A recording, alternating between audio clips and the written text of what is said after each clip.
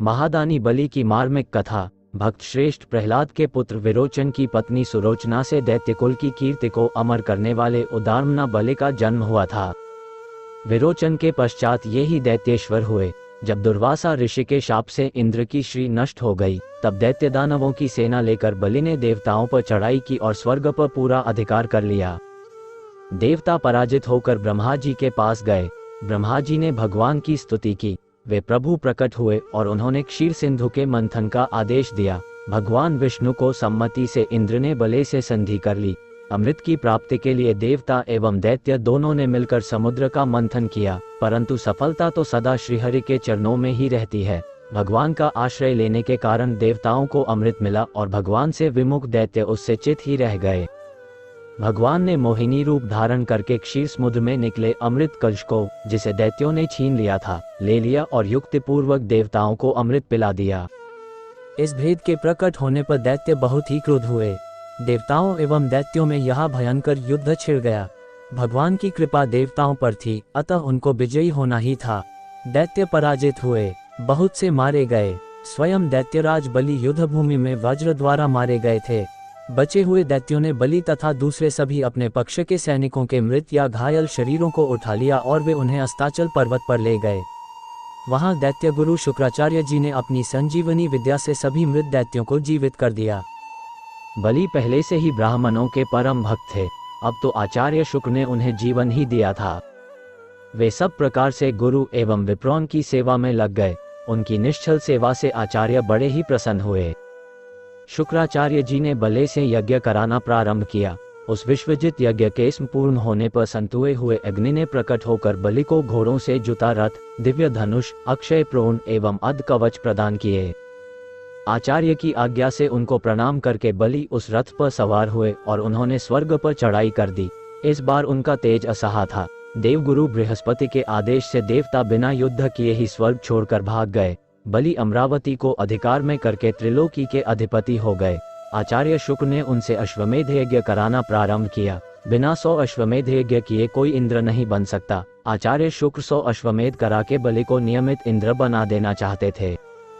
देवमाता अदिति को बड़ा दुख हुआ कि मेरे पुत्रों को स्वर्ग छोड़कर इधर उधर पर्वतों की गुफाओं में छिपे हुए बड़े कष्ट से दिन बिताने पड़ते हैं।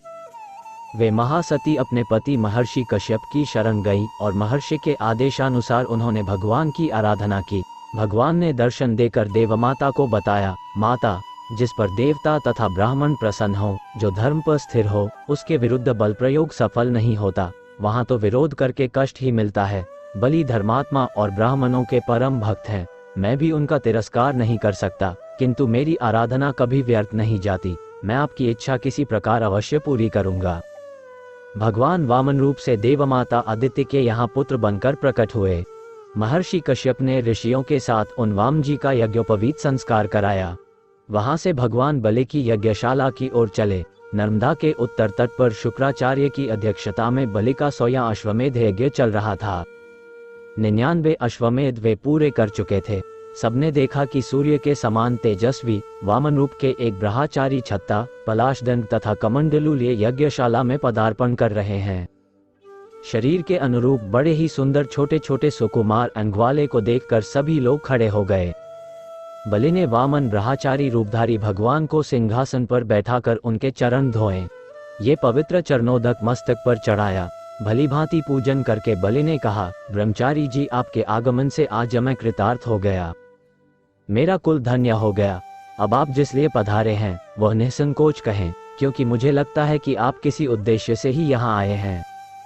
भगवान ने बलि की प्रशंसा की, उनके कुल की शूरता, दानशीलता की प्रशंसा की और तब 3 पद भूमि मांगी। बलि को हंसी आ गई।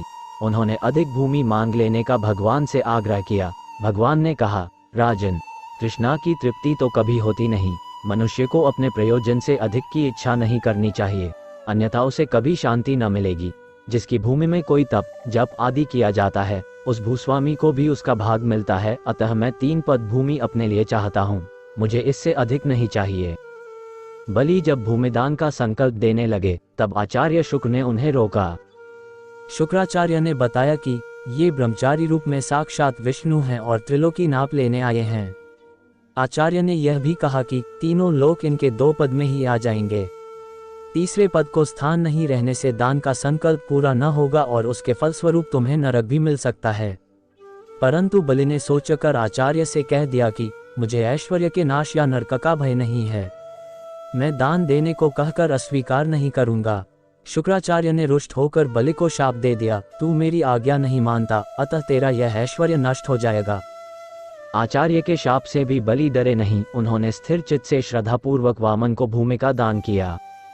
भूमि दान का संकल्प हो जाने पर वामन भगवान ने अपना रूप बढ़ाया, वे विराट रूप हो गए। उन्होंने एक पद में समस्त पृथ्वी नाप ली और उनका दूसरा चरण ब्रह्मलोक तक पहुंच गया। आक्रमण के लिए उद्यत दैत्यों को भगवान के पार्षदों ने मारकर भगा दिया, वे सब पाताल चले गए। आज्ञा से गरुड़ जी ने बलि को वरुणपाश में बांध लिया। अब भगवान ने कहा, बलि तुम्हें अपनी संपत्ति का बड़ा गर्व था, तुमने मुझे 3 पद भूमि दी थी, किंतु तुम्हारा समस्त राज्य 2 पद में तुम्हारे सामने मैंने नाप लिया। अब मेरी 1 पद भूमि और 2। धर्मात्मा, सत्यवादी, ब्राह्मण भक्त बलि राज्य छिन जाने और बंधन में होने पर भी स्थिर थे। उन्हें तनिक दुहक या क्षोभ नहीं हुआ था। उन्होंने कहा, भगवत संपत्ति का स्वामी उस संपत्ति से बड़ा होता है। आपने 2 पद में मेरा राज्य ले लिया, अब 1 पद में मेरा शरीर ले से 3रा पद आप मेरे मस्तक पर रखें। बलि धन्य हो गए। भगवान ने 3रा पद बलि के मस्तक पर रख दिया। भगवान ब्रह्मा यह सब देखकर स्वयं आए। यदि धर्मात्मा पुरुष बंधन में पड़े तो धर्म के आधार पर स्थित विश्व रहेगा।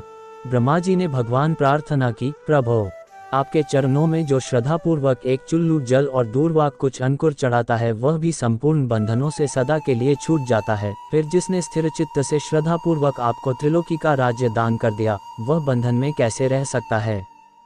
ये बलि का बंधन थोड़े ही था, ये तो वस्तुतः भगवान ने स्वयं अपने बंधने के लिए ही अपने मन का एक प्रकार का बंधन रज्जु प्रस्तुत किया था।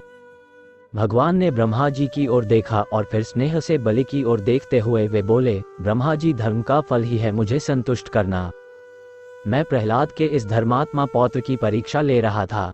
आप जानते ही हैं कि जो अपने आप को मुझे दे देता है, मैं भी अपने को उसे दे देता हूँ। इस बलि ने मुझे जीत लिया है।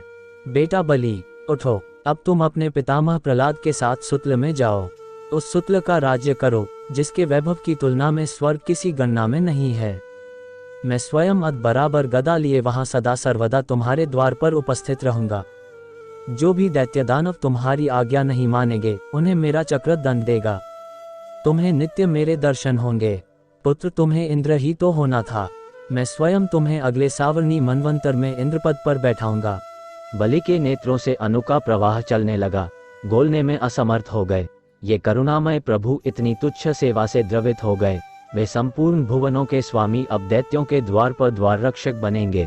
बलि ने भगवान के चरणों पर मस्तक रख दिया, भगवान का शुक्राचार्य व यज्ञ पूर्ण कराया। बलि अब सुतल में भगवान वामन के द्वारा सुरक्षित विराजते हैं। कथा अच्छी लगी हो तो चैनल को लाइक, कमेंट और सब्सक्राइब करें। धन्यवाद।